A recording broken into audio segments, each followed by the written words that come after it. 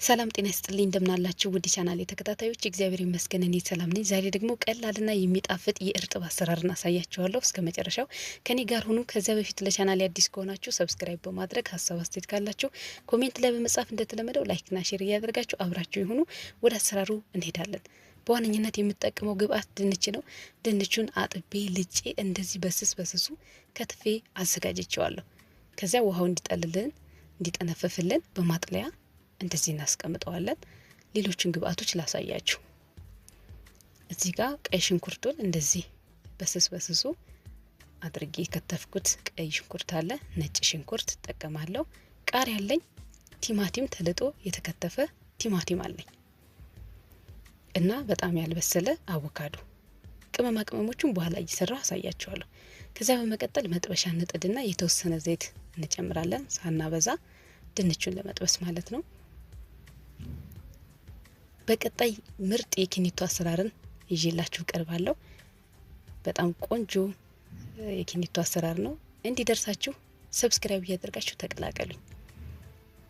ከዛ በመቀጠል ድንቹን እንደዚህ እንጨምርና እንጠብሰዋለን። እንደ ቺፕስ ድርቅ እንዳይልብን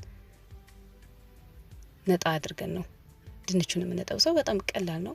እንግዲህ እርጥብን እንዴት ስትሰሩት እናንተ እንዴት እንደምትወዱት ኮሜንት ላይ እንደ ሁልጊዜው ጻፉልኝ። እኔ ራሴን አሰራር እያካፈልኳቸው ነው። ዘይት ሳላበዛ ነው የምጠብሰው። እንደዚህ ገልበጥ እያደረገው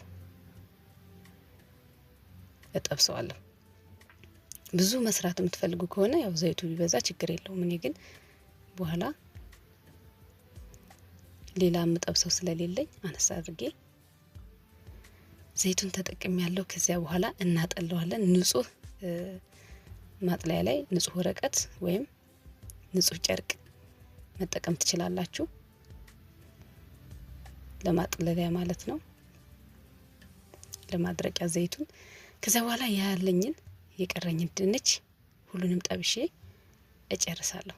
ሀሳብ አስተያየት ካላችሁ ኮሜንት ላይ ጻፉልኝ። ቪዲዮውን ላይክ ስታደርጉ ለሌሎች እንዲደርስ ያግዘኛልና በቅንነት ላይክ እያደረጋችሁ ተመልከቱ። ይሄው እንግዲህ እንደዚህ ጠብስ አድርገዋለሁ።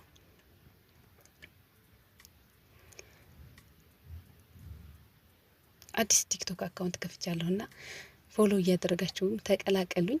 ቲክቶኬን ዲስክሪፕሽን ቦክስ ላይ ሊንኩ አለላችሁ፣ ወይም ፕሮፋይሌ ተጭናችሁ የቲክቶክ አካውንቴን ማግኘት ትችላላችሁ።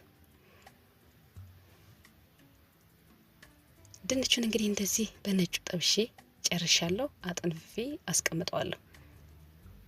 እንደዚህ እናጠለዋለን። በነገራችን ላይ በጣም ቀላል ነው። ቶሎ አስባችሁ ቶሎ የሚደርስ ግን ደግሞ ቆንጆ የሚጣፍጥ፣ በተለይ ለልጆቻችሁ ቆንጆ ነው። በቤታችሁ እንደዚህ ቀላል አድርጋችሁ መስራት ትችላላችሁ። እንግዲህ ድንቹ እንደዚህ ጠብሼ ጨርሻለሁ። ከዛ በመቀጠል ዘይቱን ራሱን ነው የምጠቀመው። ቀይ ሽንኩርቱን ጠበስ አድርገዋለሁ። ቀይ ሽንኩርቱንና ነጭ ሽንኩርቱን ጨምሬ አቁላለዋለሁ። በሌላ ዘይት አልጠቀምም። ራሱን የቀረኝን ዘይት በቀረኝ ዘይት ነው የምሰራው ማለት ነው።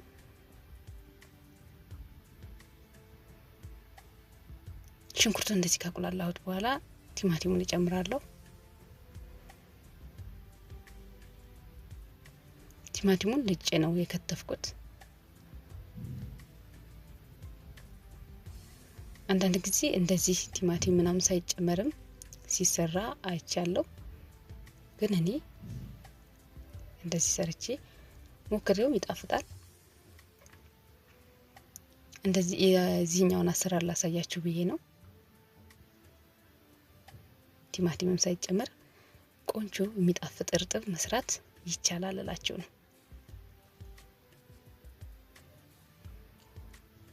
ቲማቲሙንና ቀይ ሽንኩርቱን አንድ ላይ እንደዚህ ትንሽ አቁላላሁት። ከዛ በመቀጠል ቅመማ ቅመሞችን ነው የምጨምረው። ዋናው የማጣፈጫው ቅመማ ቅመም ነውና ቁንዶ በርበሬ ጨምር ያለው። ቁንዶ በርበሬውን ጨምሬ ትንሽ እቀላቅለዋለሁ። ዋናው የእርጥብ ቅመም እኔ የሚመስለኝ ቁንዶ በርበሬና የመጥበሻ ቅጠል ተፈጭቶ ሁለቱም እና ነጭ ሽንኩርት ይሄኛው የጥብስ ቅጠል ነው ወይም ሮዝመሪን። መጀመሪያ የጨመርኩት ቁንዶ በርበሬ ነው። ከዛ የመጥበሻ ቅጠል። እኔ ግን ነጭ ሽንኩርትና ዝንጅብል አንድ ላይ የተፈጨ ነጭ ቅመም አለኝ። ነጭ ሽንኩርትና ዝንጅብል ደርቆ የተፈጨ ማለት ነው። ከሱ ላይም ትንሽ እጨምርበታለሁ። የበለጠ ቆንጆ ጣዕም እንዲኖረው ነው የሚያደርገው። በጣም ይጣፍጣል። ጨምሬያለሁ። እንግዲህ እኔ እርጥብን ስሰራ እነዚህን ቅመሞች ይጠቀማለሁ። ከሌላችሁ የመጥበሻ ቅጠልና ቁንዶ በርበሬ ብቻ መጠቀም ትችላላችሁ። ስልሱን እንግዲህ እንደዚህ ቆንጆ አድርጌ ከሰራው በኋላ ድንቹን እንጨምራለን። ወደ ጎን እንለውና ጨውን የጨምሮት ጨው እንደ ፍላጎታችሁ ነው።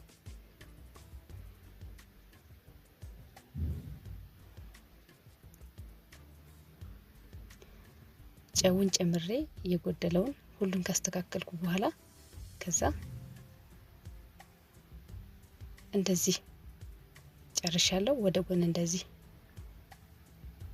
ካደረግን በኋላ ድንቹን እንጨምራለን።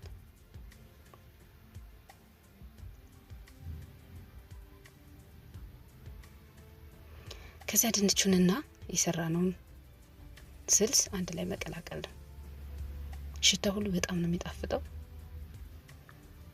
ዋናው ማጣፈጫ እንግዲህ ቅመማ ቅመም ነው። ቅመሞቹን በደንብ አድርጋችሁ መጨመርና እንዲዋሃድ ማድረግ ነው። ከዛ በኋላ እንደዚህ እንቀላቅለውና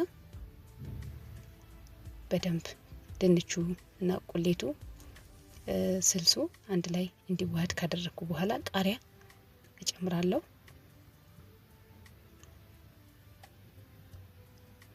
ቃሪያው እንደዚህ ጣል ጣል ካደረኩ በኋላ ትንሽ እንዲቆይ ትንሽ ነው ከዛ ማቆየው። ከዛ እሳቱን እናጠፋለን። ከዚህ በኋላ አያስፈልገንም እሳት። ከዛ በመጨረሻ አቮካዶን እንደዚህ ስላይስ አድርጌ ከትፌ አዘጋጅቼዋለሁ። እዩት። ምን እናደርጋለን? እሳቱን ማጥፋትና እንዲቀዘቅዝ ማድረግ አለብን። ከዛ አቮካዶን ከላይ እናደርጋለን።